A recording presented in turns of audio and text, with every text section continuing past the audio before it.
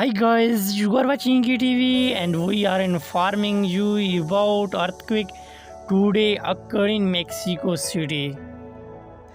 The earthquake occurred in Mexico City today, January 4, 2022 at local time 1 a.m. According to German Research Center for Geosciences and US Geological Survey, a shallow earthquake today occurred in Mexico City with magnitude is 4.2 at local time 1 a.m.